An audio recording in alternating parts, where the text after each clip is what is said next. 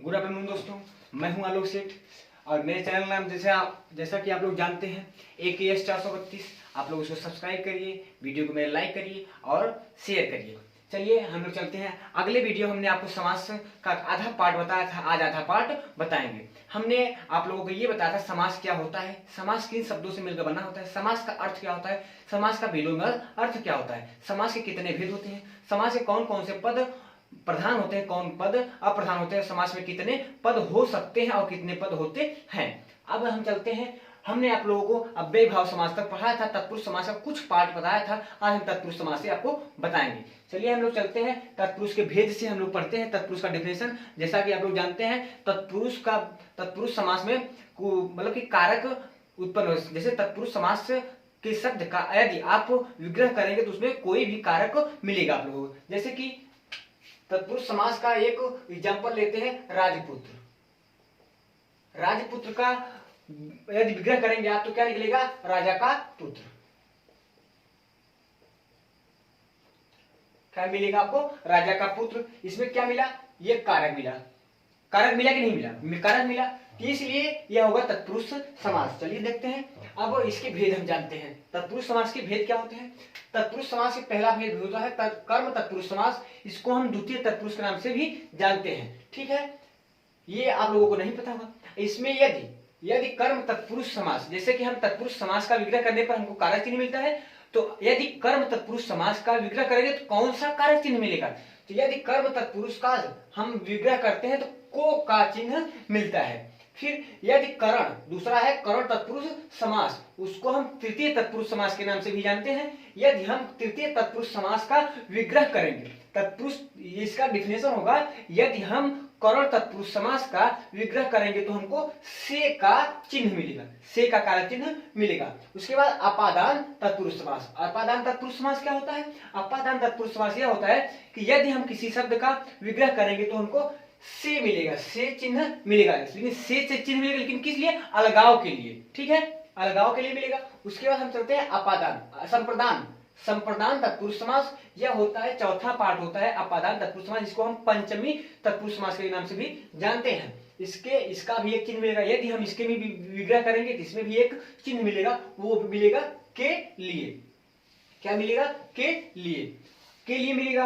उसके बाद हम चलते हैं अधिकरण तत्पुरुष समास, जो कि पांचवा भाग होता है, पांचवा भेद होता है। इसको हम षष्ठी तत्पुरुष के नाम से भी जानते हैं। इसमें हमको क्या मिलेगा, में पय पर, लेकिन अब पय में किसी भी कोई भी एग्जाम्पल नहीं मिलता है, इसलिए पय नहीं बताया जाता है, तो में और पर। उसके बाद हम चलते हैं छठवां, जो कि लास्ट भेद होता है संबंध तत्पुरुष समास। इसको हम सप्तमी तत्पुरुष के नाम से भी जानते हैं। इसमें मिलता है का के की, यह संबंध मिलता है। अब चलते हैं हम धीरे धीरे इन सभी का एक एक एग्जाम्पल, दो एग्जाम्पल, तीन एग्जाम्पल लेते हैं। चलिए चलते हैं, देखते हैं। पहले देखते हैं कर्म तत्पुरुष का। कर्म तत्पुरुष, कर्म तत्पुरुष का एग्जाम्पल क्या होगा, इसमें इसकी पहचान में को का चिन्ह अवश्य मिलेगा, ठीक है। जैसे देखते हैं कर्म तत्पुरुष। कर्म तत्पुरुष का एग्जाम्पल जैसे कहते हैं हम लोग,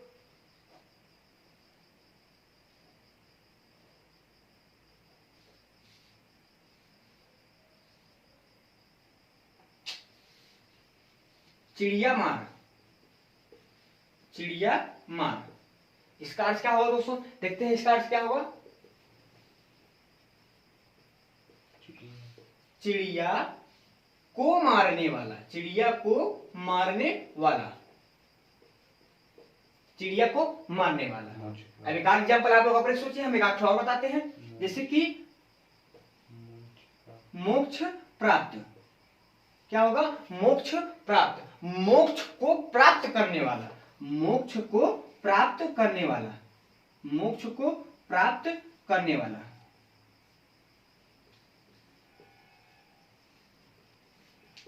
यकीन है कि दोस्तों आपको समझ में आया होगा। हमने कर्म तत्पुरुष समास को समाप्त कर लिया। अब हम चलते हैं करण तत्पुरुष समास की तरफ। इसका स्क्रीनशॉट ले लीजिएगा आप लोग। करण तत्पुरुष समास, करण तत्पुरुष समास को हम तृतीय तत्पुरुष समास के नाम से भी जाने जाते हैं। इसमें इसका चिन्ह होता है से। अब हम इसका चिन्ह से एक आगे एग्जाम्पल बनाते हैं। जैसे कि मन चाहा, मन चाहा, मन चाहा यानी कि मन से चाहा, मन से चाहा, मन से चाहा। ठीक है दोस्तों, अब एक आध और बनाते हैं। मन चलित, मन चलित, मन से चलित, मन से चलित।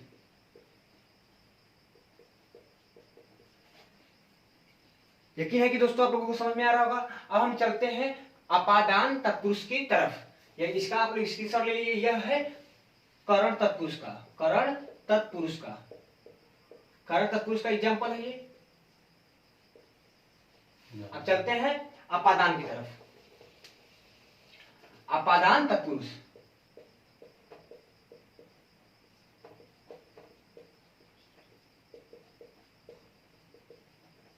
अपादान तत्पुरुष की चलते हैं। अपादान तत्पुरुष का शब्द यदि आप रहेगा तो उसका विग्रह करने पर भी क्या मिलेगा? से, लेकिन वह अलग होता रहेगा। जैसे एग्जाम्पल देखते हैं, पद च्युत, पद से च्युत, पद से च्युत। यदि पद से अलग हो रहा है, पद को छोड़ रहा है, जैसे कि पथ भ्रष्ट, पथ भ्रष्ट यानी कि पथ से भ्रष्ट, पथ से भ्रष्ट, पथ से भ्रष्ट। जैसे कि आप छोड़ देते हैं रोग मुक्त, रोग मुक्त, क्या होगा इसका? रोग से मुक्त, रोग से मुक्त। अब चल एक आध एग्जाम्पल और देते हैं, एक आध एग्जाम्पल और देखते हैं इसका। व्यय मुक्त, व्यय से मुक्त। यकीन है कि दोस्तों आप लोगों को समझ में आ रहा होगा। अब हम चलते हैं संप्रदान तत्पुरुष की तरफ, संप्रदान तत्पुरुष की तरफ। संप्रदान तत्पुरुष,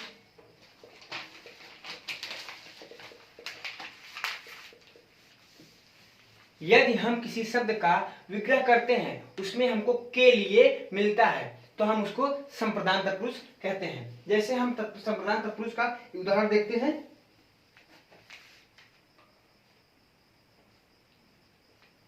विद्यालय, विद्यालय यानी कि विद्या के लिए आलय, विद्या के लिए आलय।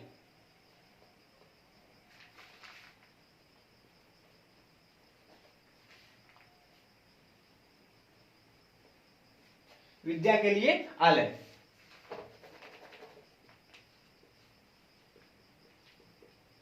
गौशाला, गौशाला, गाय के लिए शाला, गो, गो के लिए, गौ के लिए शाला, शाला यानी कि घर, आलय यानी कि घर। संप्रदान तत्पुरुष हो गया। अब चलते हैं हम अधिकरण तत्पुरुष की तरफ। अधिकरण तत्पुरुष,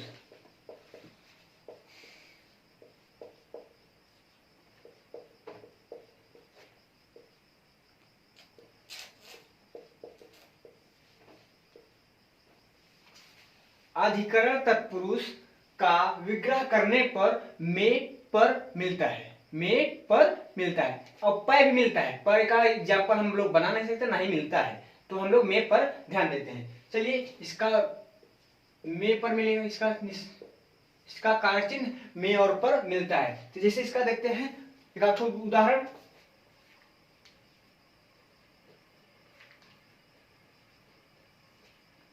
घुड़सवार, घोड़े पर सवार। घुड़सवार का अर्थ क्या होता है? घोड़े पर सवार। ठीक, अब चलते हैं दूसरा देखते हैं।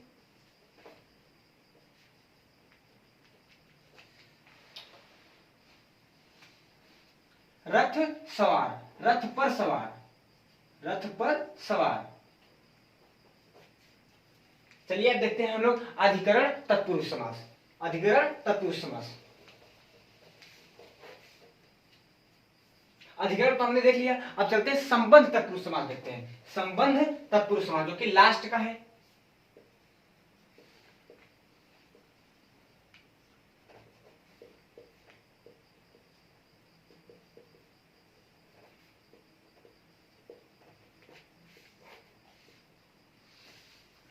संबंध तत्पुरुष समास को हम सप्तमी तत्पुरुष समास के नाम से भी जानते हैं। इसमें हमको संबंध बताता है। यदि हम किसी शब्द का विग्रह करेंगे तो का, के, की मिलता है और वह किसी का संबंध बताता है। जैसे हम लोग देखते हैं इसका क्या मिलेगा, का, के, की। जैसे कि हम इसको देखते हैं, का, के, की मिलता है, कैसे मिलेगा,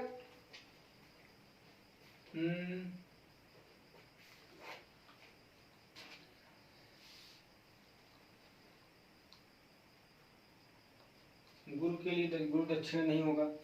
एक सेकेंड,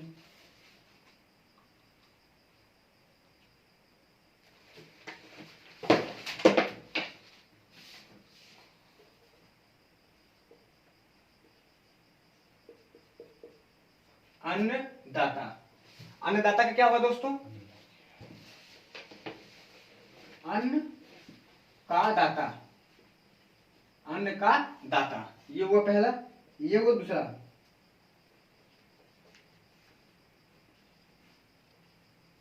अर्थ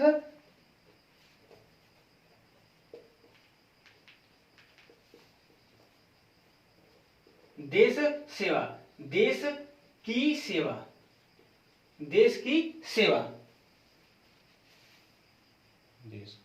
मातृ सेवा, मातृका, मातृ की सेवा। हमने तत्पुरुष समास समाप्त कर लिया दोस्तों।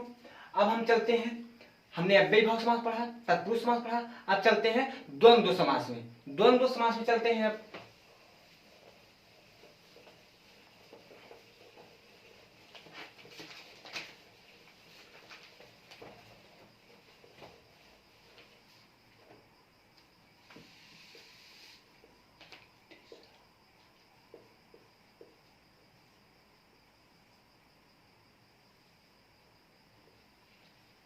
वह द्वंद्व समास होता क्या है, हमने तत्पुरुष समास में बताया तो कि कारक चिन्ह मिलते हैं। यदि किसी शब्द का विग्रह करने पर आपको योजक चिन्ह मिले, योजक चिन्ह मिले, योजक चिन्ह मिले तो हम वहां पे द्वंद्व समास करते हैं। या यदि आपको दो से अधिक पद मिले तो वहां पे द्वंद्व समास करते हैं। या किसी शब्द में दोनों पद प्रधान मिल जाए तो वहां पे द्वंद्व समास होता है। चलिए देखते हैं कि कैसे, देखते हैं कैसे। जैसे कि रात दिन, रात दिन, इसमें इसका जैसे इसमें भी कुछ पहचान वाले चिन्ह होते होंगे, वो तो हमने आपको बताया नहीं। जैसे और, या, तथा, इत्यादि इत्यादि।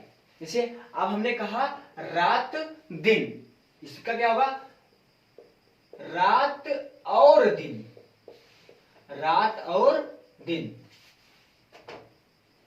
रात और दिन। खाना माना, खाना, खाना पानी, खाना और पानी।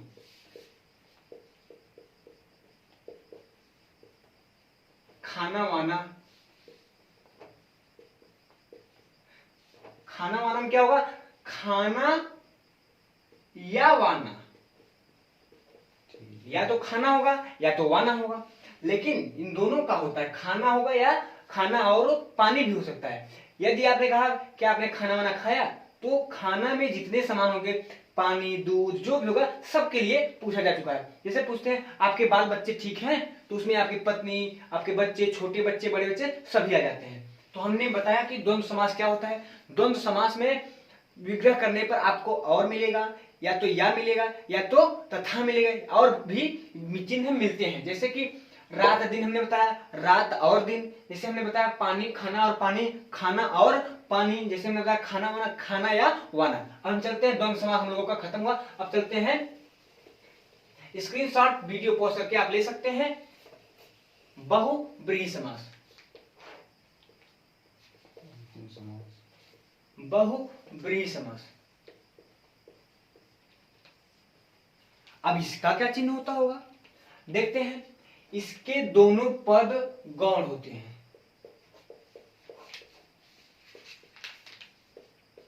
इसके दोनों पद गौण होते हैं, लेकिन इन दोनों के लिए एक तीसरा पद प्रधान होता है। एक तीसरा पद प्रधान होता है। देखते हैं कैसे, क्या, जैसे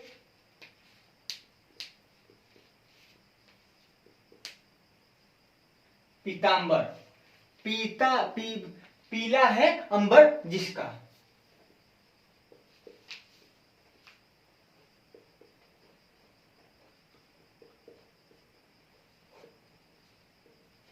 जैसे दशानन, 10 मुखों वाला, 10 मुखों वाला। फिर जैसे कि पंचानन,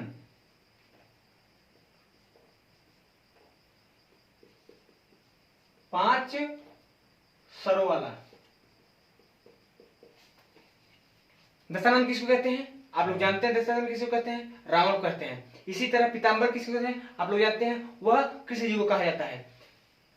बहुब्रीहि समास में दोनों पद गौण होते हैं, उसके लिए एक तीसरा पद प्रधान होता है। यही हम लोगों को बात में ध्यान रखना होगा। जैसे कोई शब्द है, दोनों का विग्रह करने पर कोई शब्द नहीं मिल रहा है, दोनों पद गौण मिल रहे हैं और तीसरा पद कोई बन रहा है। तीसरा पद हम लोगों को याद करना पड़ता है, वो हम सिखा तो सकते नहीं है, उसका हम पीडीएफ दे सकते हैं, आप उसको याद कर सकते हैं।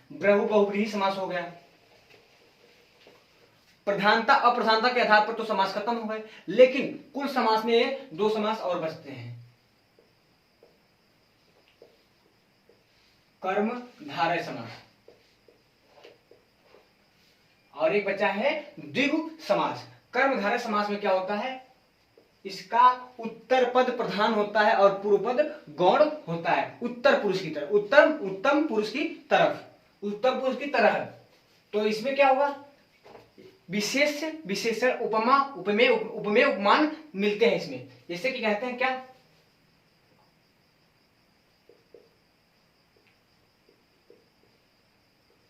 पांडुरुक यानी कि श्वेत कमल। क्या कहते हैं, श्वेत कमल। श्वेत यानी कि सफेद, इसमें एक विशेषता है, वो सफेद है। नीलकंठ,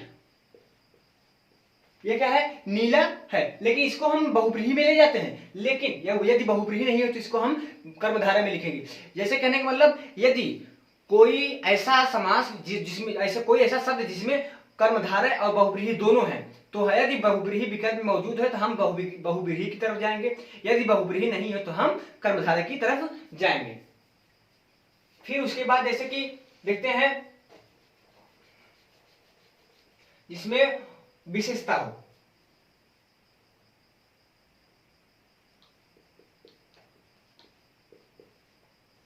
पीतांबर, इसमें बहुब्रीहि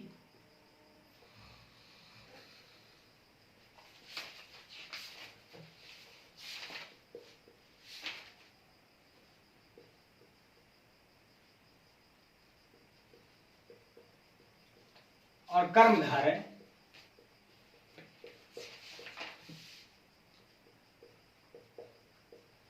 इस पीतांबर में बहुब्रीहि समास, कर्मधारय समास दोनों है। यह पीतांबर कर्मधारय समास का भी उदाहरण है और बहुब्रीहि समास का भी उदाहरण है। यदि बहुब्रीहि समास वहां पे मौजूद है तो हमको इस पर ध्यान नहीं देना है, यदि ये नहीं है तो हमको कर्मधारय पर मार के आना है, वह सही भी होगा। कर्मधारय हो गया। अब चलते हैं द्विगु।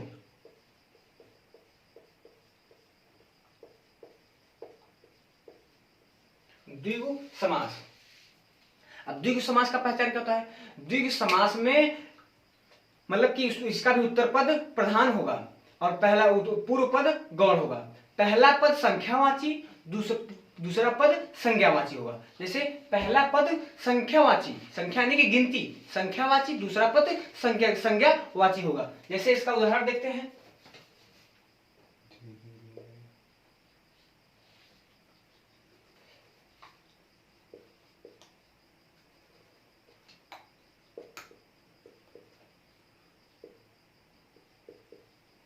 पंचगंगम, चौराहा, तिराहा, शताब्दी, ये है इसके उदाहरण। चौराहा 4 राहों वाला, तिराहा 3 राहों वाला, शताब्दी 100 अब्दी, शताब्दी मतलब कि 100 अब्दी, दीर्घ समास समाप्त हुआ हम लोगों का। एक ये भी ले लीजिए आप, जो कि अपने देश की शान है, तिरंगा यानी कि 3 रंगों वाला। दोस्तों आज हम समास की वीडियो समाप्त करते हैं, और मेरे वीडियो को लाइक सब्सक्राइब करिए, और मेरे चैनल को सब्सक्राइब करिए, मेरी वीडियो को लाइक करिए और हमको सपोर्ट करिए। धन्यवाद दोस्तों।